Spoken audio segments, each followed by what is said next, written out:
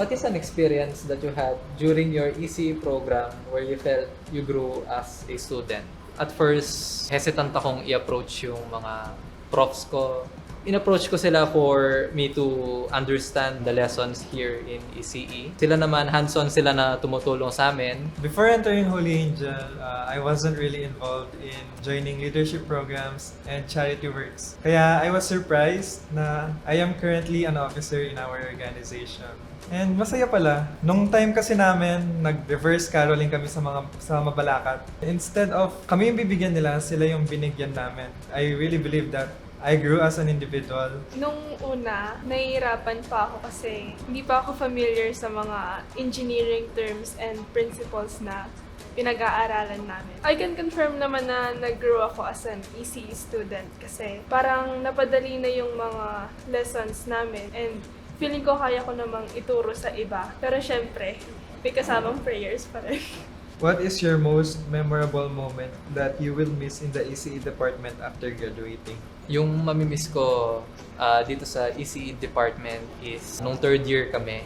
Yung final project doon is the Sumobot and the line following robot. Ang saya lang ng experience na gano'n na nagawa niyo yung project niyo yun tapos may pag-compete kayo. Personally, yung laboratory experiments namin, wherein every year, nag-iiba yung mga equipments na ginagamit namin. From simulations to hands-on experiments, mas natututo kami mag-design ng circuits, mag-program. Memorable din yung events na SEA and ECE days kasi yun yung time na makakasalamuha mo yung mga ibang ECE students. Unexpected din yung friendship pero memorable and very meaningful. How did the ECE department contribute to your preparation for a future professional career?